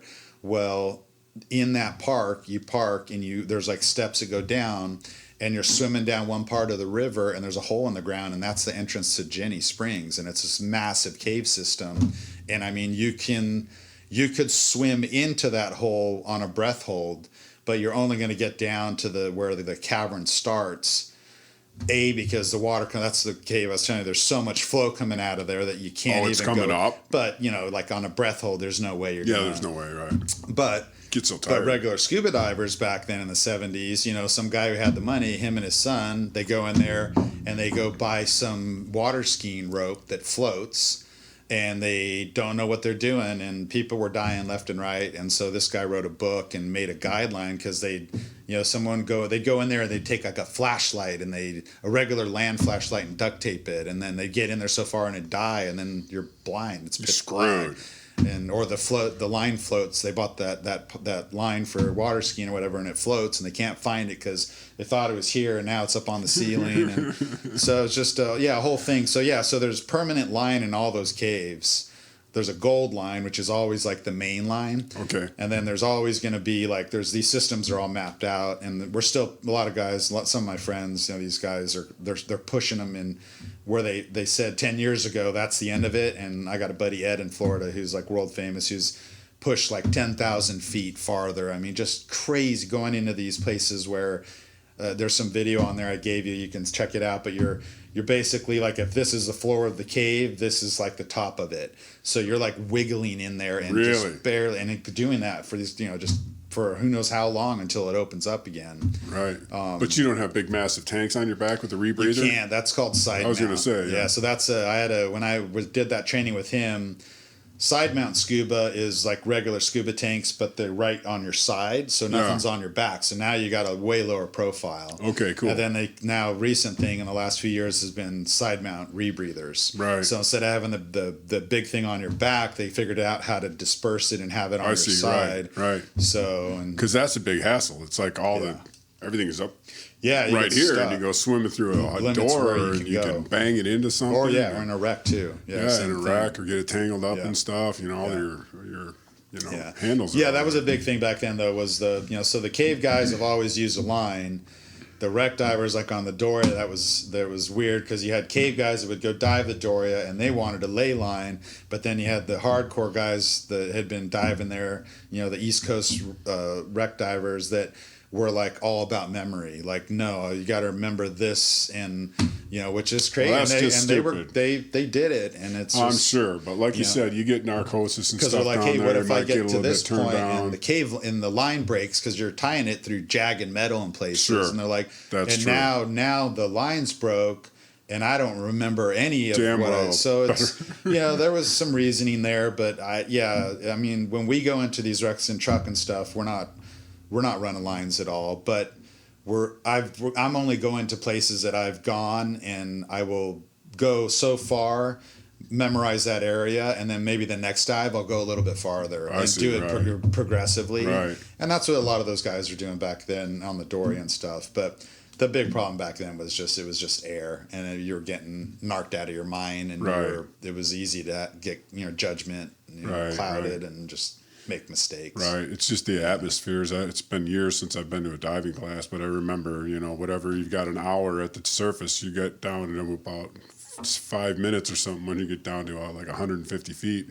It just takes your time so far down. And like you were saying, because you got to stop every 10 feet, and you might get stuck at 20 feet hanging out there for half an hour, and you got to make time for that. So that puts your bottom time at like 5 minutes. Yeah, I mean, 100 feet is 4 atmospheres, so you basically have 4 atmospheres on you. So has that changed with the rebreather? Well, that will never change in terms of the atmosphere. So like, or the amount of air that you can hold every 33 or feet. You're not holding air. You're just the breathers. Yeah, it's got tanks on it, but they're tiny. It's got they're so like a normal scuba tank's 80 cubic feet. Okay. So like wherever you go, if you go dive Caribbean or almost anywhere, they're gonna give you 80 cubic foot tank, which is your standard scuba, whether it's like aluminum or steel. Right. And most people, are gonna get like. It all depends on how fit they are, but that's like a 40-minute, women typically get way better breathing time. Sometimes they might get 60 or 90 minutes off that same tank, and a guy might get like 40. Depends on fitness, but the breather's using typically, like right now I'm using 13 cubic foot. So 13 cubic foot is this big tank, very tiny. If you were to just breathe that, it's obviously 13 compared to 80. It's not much gas. You're definitely not going to go do some long dive on it. But it's the fact that the breather, that 13 cubic foot tank, I can go do like a 4 or 6 hour dive on. Wow. Like it's that efficient because it's only, and there's 2 tanks though. There's one that's your diluent, which is like most dives around here. If I'm just like messing around, it's just air. So 21% oxygen. Okay. Which is what's in like a normal scuba tank. Or if I'm doing like on Doria, we're breathing 1050 or something like that. So we're breathing very, oxygen low and 50% helium. So the helium thing, like, basically you're at 200 feet and you feel you're at the surface. So, so you're like clear headed. The bummer is if you do any kind of a rapid ascent and with helium, that stuff bounces around and basically your blood just turns into froth, like bubbles. So then your heart can't obviously pump froth because it's not liquid anymore. So there's trade-offs to it. But yeah, the rebreathers are set up basically one tank has air or some form of trimix or something. The other tank is pure oxygen. And so all that's happening is you're not using hardly any of the diluent really ever except for on the descent.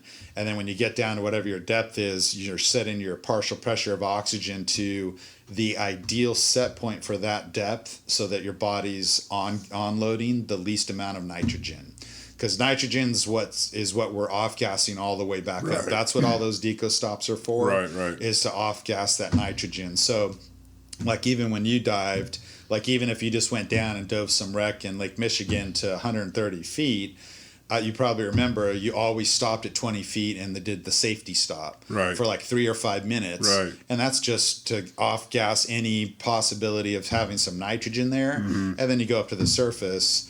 So, the oxygen on the rebreather, there's like a lot of them now. I'm still using one that I manually control it, but it has an electronic solenoid in it. So a lot of them are computer driven, and you can just say, hey, I want you to maintain this set point.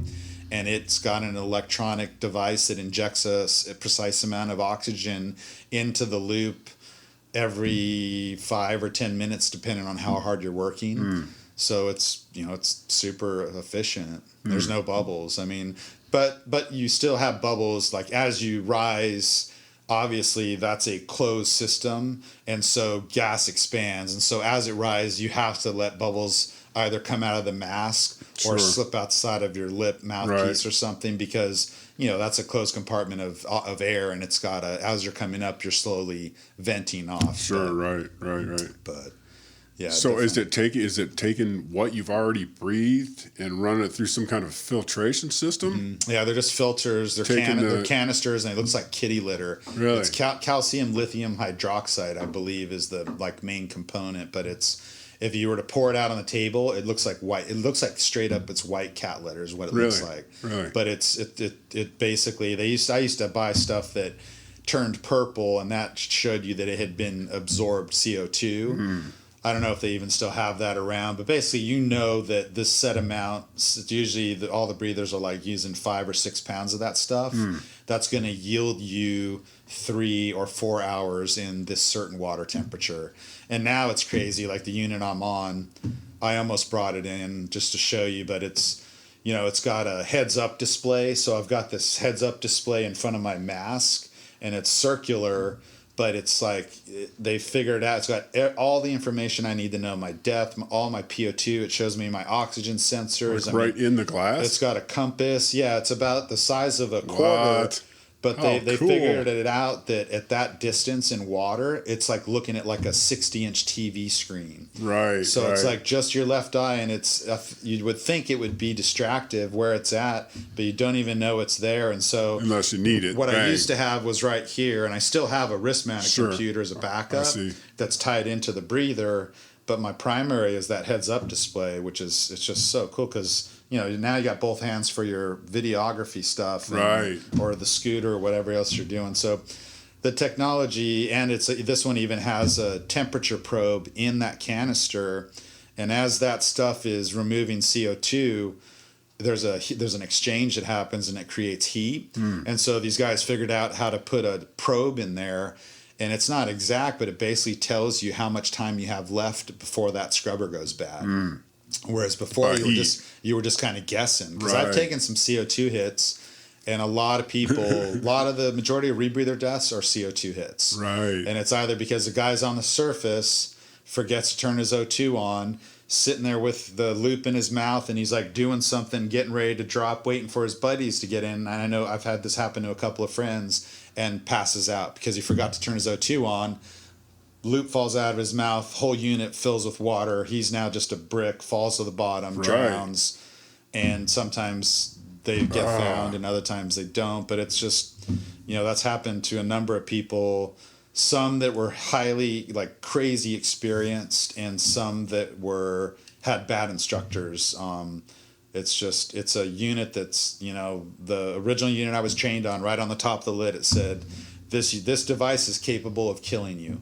And it's like, I have that. Put that right on the front. Yeah, I have that to this day. Sure. I don't dive that unit anymore, but I have it hanging in my garage. But it's like, I had a lot of hours in helicopters when I was fighting fire. And it's like, that was always a dream too, was like to be a helicopter pilot. And it's like, and one of my best friends was a Marine, was a Cobra helicopter pilot. It's like, that thing's trying to kill you every second that you're in it. Right. Like you're like, planes too, but helicopters are just so finicky, and you're like constantly fidgeting, and that's how the rebreather is. It's like they're so automated now that people get complacent with them. So they don't have, I think it's every individual is different too, but the way I was raised, it's like, hey man, even to this day, it's like I act like it's the first dive I ever did on one, because I've had lost a lot of friends, and I know that it's like It's easy to, and the whole electronics thing makes it even worse because they maybe do this for a year where they're like constantly monitoring it, and then they're like, oh, this thing's Get been a little good. lazy. Like it's been good to go so Right. far. So like I'm gonna just focus now on getting the picture of the shark or the video or Right. whatever, and it's so Bad yeah, move. That's the end of you. yeah, so I took a break from for a while. It's a lot of setup time too. It's a lot of O-rings and prep work, and then you go do your dive. It's really like, especially here locally, like if I'm gonna go do that, I want to go do like a 2 or 3 hour long dive with some kind of deco. Otherwise, it's easier to just grab a tank and put a tank on your back and go do a dive because Really? all the setup time, Yeah. time during the dive, monitoring, and then afterwards you got to take the whole thing apart and sanitize it and clean it all. Oh, really? Because if there's anything in there, we have some chemicals we Maintenance use. out of the But if world. you like left some fresh water in one of the lungs and then it gets mold or something.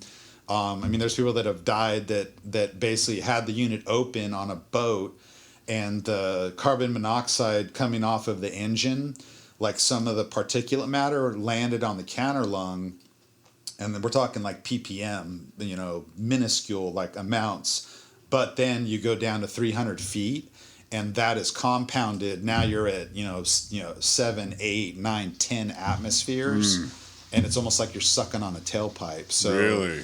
so there's Just a a there's a little lot bit. going on with them. It's Right. and then but there's also I think of 10 years ago how many people were on rebreathers.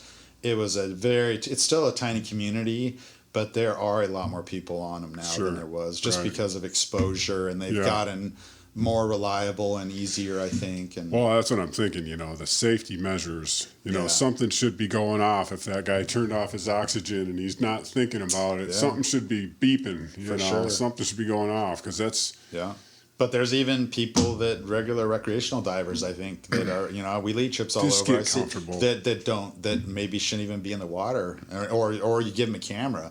Like they don't further their progression and training at all for basic scuba. They just get their basic certification, and then they maybe are a photographer on land and want to get a underwater camera all of a sudden. Right. And then they're maybe a competent diver, but the camera in their hand, everything goes out the window. They forget about buoyancy. They're focused on the camera. It's just that's something I guess that's what drew me to it so much. I've always been a total equipment nerd. Right. I've always thought I think the only sport I've ever got into that I could think of that is like, why didn't I get into surfing? Because it's like you got a surfboard and a wetsuit, and that's it. It's like I used to skate when I was in high school, so skate, you just had your skateboard and maybe some knee pads, but it's like, yeah, everything else I've been into is the exact opposite. It's like just this crazy equipment intensive, whether it's like rock climbing or, I can't think of anything more gear intensive than like closed circuit rebreather cave diving. Serious, there's just right. so much stuff, and then add a camera to it. It's just like Right. there's just so much equipment, which is probably what drew me into the sport initially, was the challenge. Mm-hmm. But yeah, it's a lot of work. Yeah. It's more than a hobby, though, You almost have to make it a Yeah. part of a profession. And Yeah. so what do you do with it once you photograph it? Do you take it and turn it into Yeah, I make biographies or videos lately, I haven't been filming in caves in a while, but Yeah. a lot of the stuff I do, we use it for work. So it's like if I go somewhere, whether it's like truck or whatever, we're taking the newest cameras and then we're getting content. And then Right. we use that content to build articles, and those articles get published on our website. Okay. And we try to be the first, but our articles are above and beyond what a lot of our competitors are doing. We're really particular about how it's structured, but there'll be not only still images with specific lenses showing why this camera is so much better than the previous generation. There'll be video. Right. If it has good video features, there'll be video in there. So, if I go on a 2-week trip, I usually come back with who knows how much footage. I'm doing 3 or 4 dives a day, shooting every day. And on a 2-week trip, I'll usually end up with a 2 or a 3 minute long video. Mm-hmm. So all that content gets put into a 2 or a 3 minute video. Wow. Because they're 3 to 5 second clips Sure. of unique creatures or Japanese zeros in the hold of this ship. but no one wants to watch a 50-minute dive, and they sure don't want to watch 2 weeks of 2-hour dives. So it's like keeping the audiences. I found that I think that and you're on YouTube all the time. It's like it really depends on the content, but if you're watching like underwater stuff, you want them like saying, I want to see more. Like, why the video's over already? No, I want to see some more. It's like, whereas a lot of this, when I first got into this, I was blown away at how many people would like take a GoPro, hit record at the start of their dive, and record the entire dive, like the whole dive, just literally just swimming around. And then they do that the whole time they were there.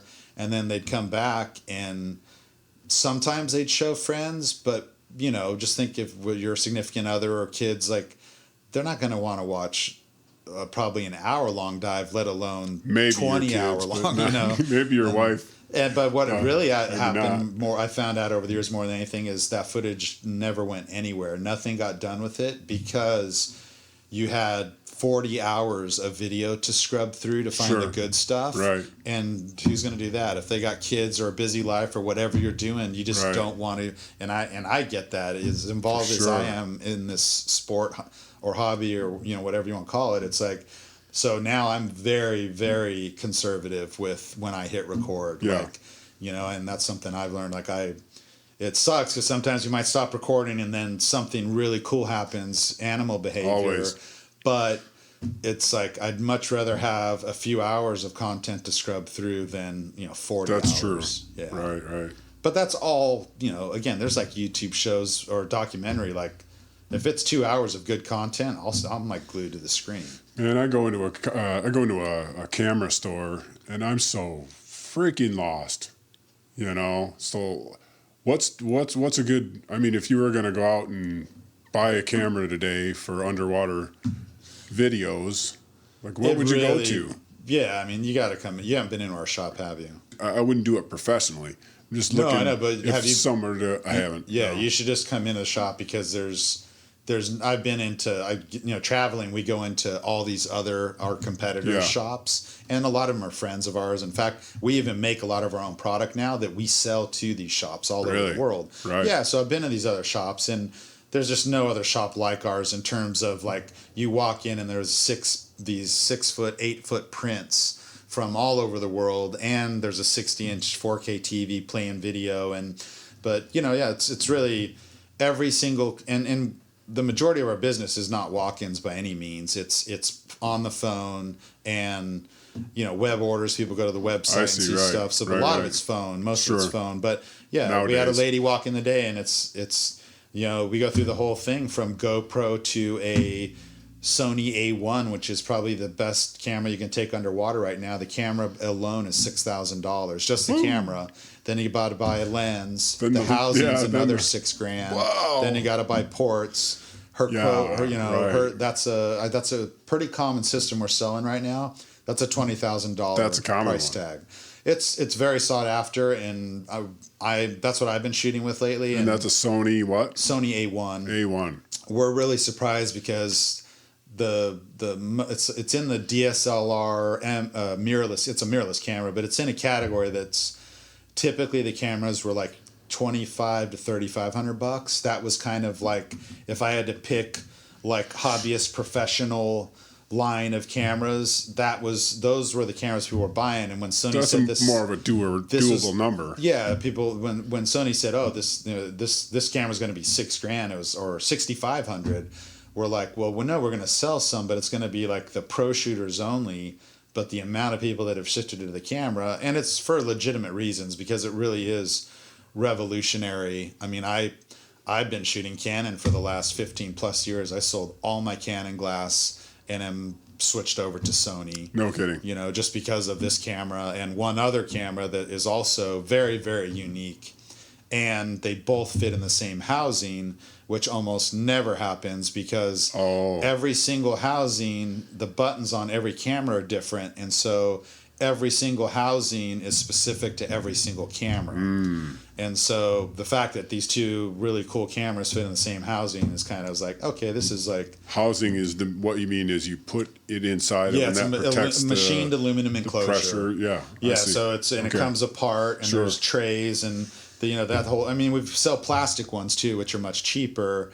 But for the higher end cameras like that, you're really looking at aluminum housing, and there's 5 or 6 major players, but there's really one company in the last probably 7 years that are kind of owning it. They that's what everyone wants is really, yeah. Okay. It's a particular brand, but they've got housings out before the cameras are shipping, whereas some other companies might be a year later. Right. And people have trip dates to meet and sure. What's the name of the company you sell for? Or? Backscatter. Backscatter? Yeah. And where would people find that if they're looking for it on the internet? Just backscatter.com. And it's funny. It's like people are always like, Backscatter? What's Backscatter? And it's like, it's just spelled just like it sounds. It's just like your back, BACK, and then scatter, one word, SCATTER. Backscatter is like what, back even in the film days, which is when the shop started, is when your flashes would go off underwater. If they weren't in the right position, and especially like Monterey is a perfect place, there's always sand and stuff in the water column, and those strobes fire, and it looks like when you show someone a picture, it's like, oh, there's this beautiful fish, but there's like thousands or millions of stars. That's backscatter. Oh, I see. You just lit all the stuff in the water. So it's like the lighting underwater is the hardest thing. And it's like there's a position where those strobes are that will light the fish and not light all that other stuff. And learning that. But that's another thing is like, we've got a whole series of articles on teaching people how to do that. And it's like, right. I was self-taught. And it's like, man, if I had that information 20 plus years ago when I taught myself, it was years and years of going on these cool trips to Alaska and places, and I'd come back with a few keepers, but most of it was all just junk because I was like, I just didn't know what I was doing. Right. And the guys I was with, the first trip I ever did, I was with Norb Wu, who's like used to live here in Monterey. I think he still has a house. He's world famous underwater photographer from film days. He was on that trip as well as a bunch of other guys that were really good. And, he even came up and like said, oh man, that's an awesome shot, which like totally boosted my morale. How cool is that? But those guys didn't share any knowledge as far as like backscatter or settings or anything. Like back then, it was all a real like secret. And when so they didn't want nobody would even. I had some of my best friends worked at Backscatter, and they wouldn't even like share anything. Go away, son, you bother me. So gotta go learn it yourself. Yeah, it was very strange. And then when I was working for the Light Motion company, the company that made lights in those housings, Backscatter invited me to this event that we still do to this day, which is probably the biggest in the world, the digital shootout, and it's like 100 people come there to learn how to take better pictures. It's 2 weeks long. And all the manufacturers that make all these different housings come there. And so I was there representing Light Motion. And I sat in the seminar the first day, and the info they put up on the screen and the booklet they gave us and the info that was in there, I was like, man, if I would have had this, whatever, back then it would have been like 10 or 15 years ago, I would have been like such a better photographer. I wanted to hear a little bit about your BMX racing as a kid, man. I did a lot. I took a lot of road rash or dirt rash, I guess, in BMX bikes. Were you doing BMX or you did motorcycles? Yeah. Nice. Man, I think my dad had me on a dirt bike because we go to the Mojave Desert like twice a year. Like before I could walk, I think I was on like a little XR 50 or 80. So they were motocross. I grew up on dirt bikes, and then I got into BMX pretty heavily, but not. That's bicycle motocross. Yeah, but I didn't get into the racing side of it because I couldn't get him to buy me a BMX bike, and so I got into by the time I could afford a bike, freestyle had come out, and I don't know if you remember what that was, but that was like riding a BMX bike on a ramp, a skateboard ramp, or doing tricks, like doing tail flips and all that stuff. Right. And so that was a huge thing, and that was like in the 80s. So I got super into that. And then, a buddy of mine worked at a bike shop. Well, both of us did, and I was only like 15. So we technically weren't working there, but we were learning how to wrench on bikes. The owner was a super cool guy. And basically mountain bikes came out. Like I remember the first, like Schwinn made the first one of the first. It's called the Sierra. So 26-inch, bike with like gears on it. I forget how many speeds. It was 21 speed, I think. But that was like a huge deal because like, where I live, we had a bunch of hills and stuff and wanted to go explore. And it's like, BMX bike was fun, but a single gear and you couldn't really pedal long distance. And now you got this bike that goes over. We had this park by where I live that had like rivers in it and all these boulders and stuff. And so totally got enamored with the whole. First, we tried to turn our BMX bikes into mountain bikes, so we put like a 3-speed on them, and it just wasn't the same. And then again, couldn't afford a mountain bike. Dad wouldn't float me one, so like at some point after enough complaining, I remember I went to Toys R Us and he bought me a $99 like Huffy mountain bike. Mm-hmm. And I rode that thing and broke the frame like 7 or 8 times. Yeah, that's such a heavy steel bike. But he was a welder, so he'd just keep welding it up. And so I'm like, you thought you were gonna get a new bike, didn't you? I'm riding this janky bike that's like welded, and my friends are laughing at me, and they're most of them are on like legit mountain bikes. And that was like, I think that's what drove me, because I never really did, even through high school, never had a really nice bike. And when I graduated and start doing the forestry service thing, then I like firefighting and was making money. I like every year I started buying these bikes that were like, something I never could have afforded. In fact, my 3rd or 4th year fighting fire, they would give us, everyone got award. I still have this award, but I got awarded the man with the most expensive bicycle. It was a $4,000 dual suspension bike. So it was What year was this? Back then, that's 90, a lot of money, man. It was probably 91 or 92. I didn't know they had bikes that expensive. Handmade in Colorado, dual suspension. So it was one of the first bikes that had shocks front and back.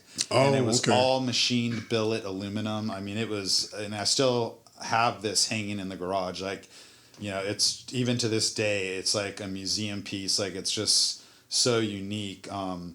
So I just got into that whole thing, and then at one point started racing, and then started doing like nationals, traveling all over the U.S., doing downhill mostly, because that was my strong point from a motocross background. You know what downhill mountain bike racing is? Not really. So there's like, back then there was like cross country, which is like doing like so many laps, whatever, 10, 20, 30-mile races, usually on a lot of ups and downs, much like a cross-country runner would do. Okay. On a mountain bike that's more geared towards lightweight. And then there was dual slalom, which was like slalom skiing. Sure. So two guys on bikes side by side, just like two skiers would be. Really? Through flags and turns. And I did that too. And it was like who leave the gate at the same time, who crosses the finish line first. Really? Right. I did that too and was pretty good at that. But then the downhill was like, all these ski resorts across the U.S. you basically have these bikes that, when it first started, we had no suspension. So suspension didn't exist. So you just had a rigid fork and a rigid back, and your suspension was your arms and your knees. Exactly. But you ride up the chairlift like you would when you're going to go ski, and then they take you to the top of the mountain, and they had a course, and it was all single track, 8-inch wide. So you had a ski on the front of the bike? No, sorry. It was basically all these wheels? For the most part are single track. And when I say single track, any true mountain bike trail is about 8 inches wide. Right. So it's not like it's a dirt road. But no, they would take you to the top of the ski resort, and then they'd have a trail, and you were racing the clock. So you'd leave the gate, and usually it was like staggered every 30 seconds to a minute. And you're racing the clock, so it's like the fastest time down the mountain over. When it first started out, to be honest, because there was no suspension, a lot of it was just dirt roads. Like Mammoth Mountain has probably the most famous one. It was called the Kamikaze, because guys were hitting 60 miles an hour on these fully rigid bikes. But it was just a dirt. It was a dirt road, but it was the upper part. It was all pumice because it was a volcano. So it was like, man, you went down on that stuff, it was just shred you, Right. Back then, it was 80s, guys were wearing Lycra, like they weren't wearing pads and stuff. And so I got to see that whole progression. First, the front forks came out, and they just mimic like motorcycle forks. But they were horrible because they were literally just like springs. There was no oil in there. And got to see all the that progressed to where those got, and you know, then basically when I got, just before I quit racing in '99, the bikes had 8 to 10 inches of travel front and back, which was almost as much as what a motocross bike had. Wow, 8 so, to 9 inches you know, of travel.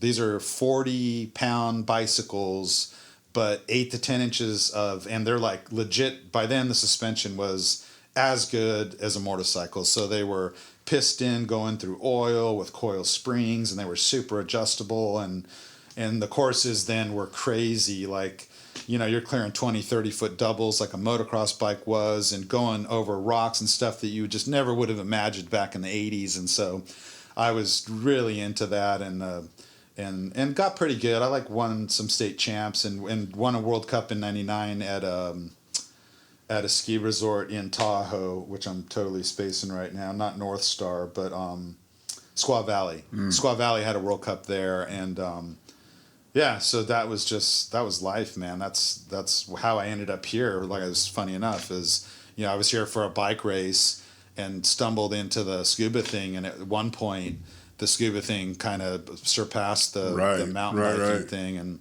but I hung up biking for quite a while, and really just got back into it, funny enough, because of COVID, because we got locked down. Wasn't motivated to dive. Lived 10 minutes from Fort Ord, which has got like hundreds of miles of single track mountain bike trails.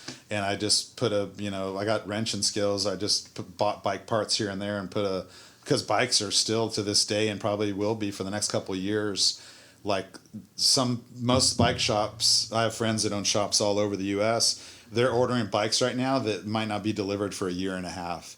So they're selling someone a bike, and these could be anywhere from $1,000 to $10,000 or more bike, but the supply and demand, but during COVID, it's definitely quieted down a little bit. But during COVID, like, I don't know if you ever saw notice an increase in people on bicycles, but people that had never owned a bicycle, or just bike sales in general, whether it be a bike from Target or a bike from a really high-end bike shop. People were buying bikes all over the U.S. and it was through the COVID. You mean? Yeah, and more than any time in American history. Like, I have friends that's that guy I was telling you, my buddy, that him and I, when we were 15, worked in the bike shop. He still works in the bike industry to this day, and we ride together all the time. And he's just, his sales are up like 300% still. Like, every shipping container that comes in, that's like, there's stuff a year out still. Like, they just can't get anything. Yeah, it's really the surge around here. I don't know if you notice it. It's definitely all over social media. Do you ever remember the BMX brand PK Ripper? They were really, really sought after. Like, that was like one of the cool brands to have back in the like 70s, late 70s, 80s. Well, somehow during COVID, they started making bikes again, like not only the BMX bikes, but they made them like beach cruiser size bikes for adults. And there's groups around here, they'll go by my shop all the time, especially during COVID, like 60. So a whole group, like 60, like kids, teens, and adults, and they're all riding those bikes. Okay. And they're all like crazy color, like you get like custom spokes that match the frame. Yeah. And the tires are different colors, and it's like a huge thing, and it's all over Instagram and all that stuff, where they're riding wheelies. So that's the thing, is who can ride the wheelie the farthest, and they're just doing all these crazy. It's pretty cool. It is. That's like, out of all this, like, it's like, instead of sitting at home on your phone or an iPad, this 8 or 10 or 12 or 14-year-old kid is out teaching himself how to ride a wheelie. And then not only just ride a wheelie, they'll like step off, and then they'll stand on the back pegs and go down the 2 blocks in that position. It's just, and it was like a worldwide thing. It's not just a U.S. thing. It's like crazy. All around the world. It's like a big deal. So, So yeah, I guess you and I have seen quite the gambit of bicycles, because I was born in '66. I don't know where you're at. 70. So in the '70s, any bike or bicycle part or anything I ever saw in the trash. Yeah. I would take it. Yeah. And then, you know, my dad would get so mad. I just have piles of bikes in the garage. And it's like, I'll use them somewhere. Yeah. But, you know, there was either a Schwinn's female bike with a curved bar, Yeah. the males with the straight, Yeah. or a BMX bike, Yeah. or the little Schwinn's with the banana seats. Yeah. There was nothing really else. No. And I always thought, why don't I build a 10-speed that is equipped like a BMX bike? So you could make it for adults. Yeah. And then you could have gears on it. I know, right? It's man, 400,000 other people had the exact same idea. We saw this progression of bicycles, you know. Yeah, I had one of those old banana seat bikes, and it was so funny. My dad is such a, you know, he's just fabricate anything you could ever imagine. Right. Mostly metal though, but I mean, he's built a house if he needed to, and did. He's multiple houses, but also very talented. And like when I was probably in 6th grade, he got the idea to take that, I probably broke it, the banana seat bike, and he basically flipped it and then had the cranks down below. I'm sure I've got a picture of this somewhere, but basically when you're sitting on the bike, you're about 6 feet off the ground. Really? Yeah, so you're pedaling around. But you had to pedal backwards. But it was invert. No, you're still pedaling forward. It's just the way he had flip-flopped the frame and turned it around, the cranks, but then the seat, he had to take the seat and remount the seat. Right, so it was like the bicycle was upside down, basically. Right. Yeah, you were sitting one of those. You were sitting on a banana seat, and then he just basically used some I forget what it was, like 2x2 steel tubing to bring the handlebars up to where you were, or whatever kind of. But bar. you were also up so high that you could and it had a coaster brake, right? So you backpedal to hit the brake. Yeah. But like if you were, if you had some guts, you could the leveraging point for the wheelie was like you barely had to do anything to lean back, and that front wheel just wanted to come off the ground. So. It was fun, I'd ride that thing around, and just people look at you like, "What is that?" I've never seen anything like that. Right. I remember seeing in a magazine a sidewalk surfer. Yeah, I took one of my sister's roller skates that she didn't use anymore, and I cut it in half, and I bolted it to a board. Oh yeah, I know what you're talking about. I remember that. It's like we made sidewalk surfers, or the first skateboards. Yeah. It's like dating myself, but we saw the gambit of some of this stuff. We saw the beginning and end.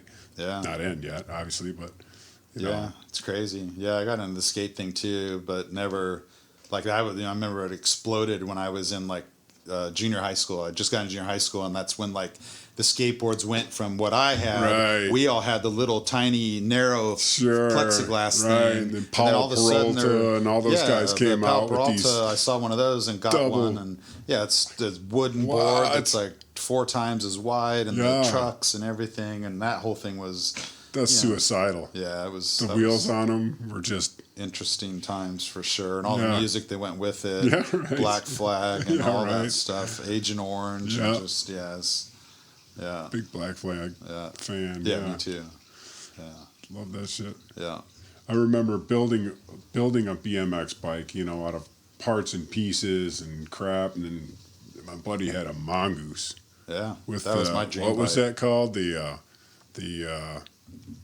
monoshock, where the whole the shock was mounted in the frame. So, oh wow, yeah. Do you know what I'm saying? Those old mongooses. I remember monoshock, but I don't remember it being that it had actual shock absorber in it. Yeah, it was right in the frame. Yeah. So the whole thing was like, this is crazy. Yeah. But I mean, mongoose that was it. That was man. That was what above. that was what I wanted. That was definitely.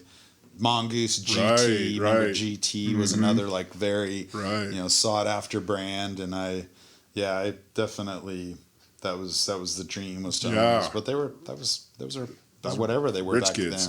Then. Yeah, I don't remember if they were $200 or $300, but it was unattainable. It was exactly. Yeah, but right. We still had fun. Yeah, beating on our Huffies and Yeah. Yeah. You got a sweet ass blue bike with red forks on it. It's like, It makes you, and it made me appreciate that stuff when I got it later on. I took care of it. I still to this day take care of that bike. I come home, and if it, I'll spend the time to wash it and go through it, and being able to build your own bike too is pretty cool. During COVID you couldn't find a lot of complete bikes, but even if I could have, I've always wanted to spec it out with I know the brakes I like and the parts I want, and so Yeah. it's cool to like just put the entire thing together from scratch. Yeah, that's good fun. Yeah, I was actually going to do that during COVID. There was all these bike shops were so overwhelmed that they weren't even accepting anyone to come in and do repairs. And Really? so I was going to start my own. I've got a garage and I've got all my bike tools and all the specialty Really? tools and Oh, stuff. no And I was kidding.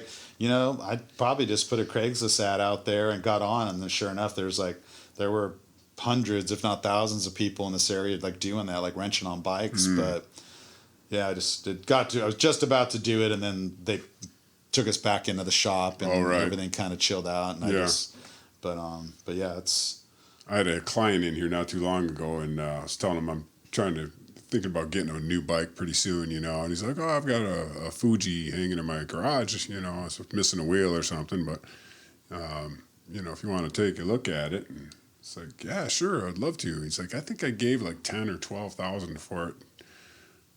It's like, mountain bike or wait, what? I don't want a bike that's $10,000. What are you talking about? People spend that kind of money. $12,000. Well, the downhill bikes we were racing, some of those are $20,000. Really? Yeah, just the frame, like the company. I can't even imagine. They were semi-sponsoring me, so I got a new frame from them every year. But the frames were $4,000, just the frame and rear shock. Really? But then you could spend a front shock could be $1,000, $2,000 bucks. That's crazy. Seat posts, brakes, disc brakes, hydraulic disc brakes, wheels. You could spend. One of my best friends just moved from Fresno. He moved his business to Oregon a couple years ago, but he's an engineer, really, really smart guy. He builds nothing but high-end mountain bike wheels. Like the rims now, I don't know if you know, all the high-end rims, the actual, the rim part of the wheel, carbon fiber. Oh, it's So not you even pick it up anymore. and it's just air. And if Really? you fill these, and I was just riding yesterday at Fort Ord, and just going over this stuff and beating these things up, and when you see how tiny the spokes are now, and how that wheel just weighs nothing, and it's so strong. Yeah. But they're also $2,500 wheel sets, $2,500 just for the front and rear wheel. Just a wheel, no, yeah. Yeah, and the tires are another $100 Plus the bucks tires each, but all that technology, everything's tubeless now. There's no more tubes. You don't get flats hardly ever. Of course not. Like everything has just changed. Probably the coolest thing when I got back into this during COVID, because I had been out of the loop for a while, was dropper seat posts. So the big thing in mountain biking always was, like on our downhill bikes, we had to have our seat almost all the way down, because you're always shifting getting behind the bike for off these big drops and stuff. But then the thing sucks is when you have to pedal, you want your seat up where you use the maximum amount of your leg muscle, right? Right. So you want it where when you're at the bottom stroke, your legs not fully extended, but very close. Or you just have close. you should just have a slight bend in your knee. Right. Well, there was no way to do that. You had to get off the bike, get an Allen wrench, loosen it, move it up. Well, now they've got a button on the handlebar. You push it, and that lowers and raises a seat just using your body weight. So if you're sitting on it and you push the button, the seat goes all the way down. Really? Or if you just want it to go part way down, you just let it go part way down and let off the button. Wow. So you can raise and lower the seat post with the push of a button. Crazy. It sounds like not that big of a thing, but it's just like a total game changer. It's so awesome. For sure. Yeah, bicycles have come a long way. If you haven't been in a bike shop, the funniest thing, I ride at Santa Cruz has one of the probably greatest mountain bike parks in the U.S., and it's privately owned by... For this trick riding that you were talking about? No, just mountain biking. Oh, no, okay. for mountain bike trails. Oh, like okay, you just want for to go trails. out and I ride in the redwood forest. Sure. There's a trail there that people come from all over the world to ride called Flow Trail, and it's literally, you remember how BMX tracks were hard packed clay dirt and were almost like asphalt, like they were that hard, and the berms were like perfectly sculpted. This trail is like that, and it's in the redwoods. It's maintained by SoCal Fire. It's privately owned by a couple of the biggest bike companies, Specialized. I'm sure you heard of Specialized Bicycles. They're in Morgan Hill. They own that property, so it's private property, but it's public, open to the public, and you can go there. And there's just so many awesome trails. It's mind blowing, and I go ride that flow trail all the time. And during COVID, it was so crazy because I was taking pictures when they'd let me to send to my buddies, because I saw bikes that I had sold and owned all through the 80s, 90s, and even like early 2000, and some of them were mint. So that person bought that bike, probably rode it once on a sidewalk or something, hung it in their garage, right, and broke it out during COVID. Right. Like classic, like all these old, new 15-year-old like bikes. full suspension bikes that at the time were like, you know, they were like, it was like, that was it. That was like one of the best, and it was like mint condition. It's like, that is so crazy, but it's, you know, that was just another thing that was weird from COVID. And these people were, a lot of them were out there and had no business being out there. They got to the part where I would run into them, and didn't realize now I've got a 4-mile climb up this trail, and they're walking. They walked the whole thing. You know, a lot of them didn't have water. They didn't have over their shoulders. Protein bars, so they're out of water. Right. But it was interesting to see all the different bikes and stuff. Even on the bike path, when I was riding in during COVID still, I was one of the few guys that was still working at the shop, and you know, the bike path still had people on it, and you'd see some bike that you just, you know, had 30 years old and perfect condition. Now I'm seeing tons of the e-bikes. Yeah, and I don't know anything about those things yet, but yeah, that's a huge thing. That's huge right now. Yeah, don't know what's going to happen there. I have mixed feelings on. I was just going to say that. I have mixed feelings on it, because it's good in some instances. And some of my clients, it's like they're not able to really go out on a hardcore bike. Yeah. But if they can be assisted up the hills, at least they're getting out. Yeah. You know what I mean? No, but if for you're sure. just sitting your lard ass on it and just riding it to work and not moving, then it's and the thing, and there's e-bikes like I mean, I commute on an e-bike. You saw the one I have, that big giant long, but all loaded up with 30 or 40 pounds of gear a lot of the time. So that's another reason thing too, right? You're carrying gear. And I'm only riding 10 miles one way to work, so it's 20 miles a day. But I just rode yesterday. I was out riding yesterday at Fort Ord, and I ran into a bunch of people on that same brand of bike, but they're out there on the single track trails. Right. So they're out there on these trails where, you know, they don't have the experience. They're on a bike that wasn't made for that kind of trail. I've had some really close calls, like coming downhill fast around blind corners and stuff, and they're going up it, and they just and the bikes weigh. You know, those bikes are double the weight of a normal bicycle, and so they're actually illegal at like that place I was just telling you about in Santa Cruz, the demonstration forest. Okay. They're the actual, because there's high-end electric mountain bikes. So there's mountain bikes like mine that I'm pedaling that are like $10,000-$12,000 bikes that have a motor in them. So they're making, like, if you ride in that high-end carbon fiber bike with 8 inches of travel front and back, now you can buy an e-bike version of that.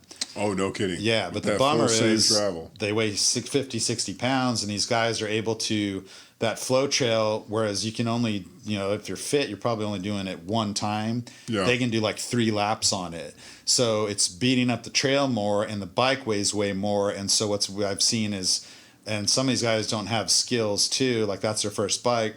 So they're creating these massive braking bumps because they're coming into the berm. Right. And you don't need to brake before the berm, but they're braking. Right. And so all of a sudden there'll be holes this deep before the ripples. So, yeah. So I don't know if that's what's going to be interesting to see how that all pans out. But it's true. I got right at Fort Ord, and I've seen guys out there that probably they look like they're fit. But it's like you said, they're able to go out there and do climbs and stuff that they would not do on a normal mountain bike, and they might hang up that hobby, which that would suck. I could sympathize. Like 10 or 15 years from now, like I want to still be riding. Yeah. And it's like, and by then the e-bikes are going to be, they're already figuring out ways to like make them lighter and have a little bit smaller battery, where it's like maybe it's just enough of the battery to get you up the climb, and then you just ride it like a regular bike the rest of the way, you know. And that's that's another thing that's going to be so interesting to see where all that goes with, just like Teslas and electric cars and all the battery technology as it gets better and there's lighter and smaller, and it's just you go to China or anywhere else, it's all scooters. Yeah. They're probably take over. Well, those electric bikes, I can tell you, I got my first take one a big chunk out, is it? 4 or 5 years ago. I was the only one on the bike path for the longest time. Right. And you've seen them; they're everywhere now. I mean, all those bike rental places, they don't even have normal pedal bikes anymore. Like Adventure. Oh, no kidding. They sold all those bikes off. Did they really? And everything's electric. Wow. Yeah. That's what people want. Yeah. Especially on vacation. You Yeah, know. they come here and they just, it's easy. Right, yeah. right. Yeah. That's killer. Well, hey, my brother, I sure appreciate you coming in and shooting the shit with me today. I appreciate you having me in here. It was fun. Learned a lot of stuff. Yeah. Cool stuff. Yeah. Fire and forestry and diving and just led a hell of a life, man. Yeah, I feel pretty fortunate. Yeah, like you buddy. said, we all dealing with weird things right now. Sometimes you got to reflect and just look back and appreciate. And, Exactly. Yeah, thanks, man. I appreciate you having me on. Yeah, cool, bro.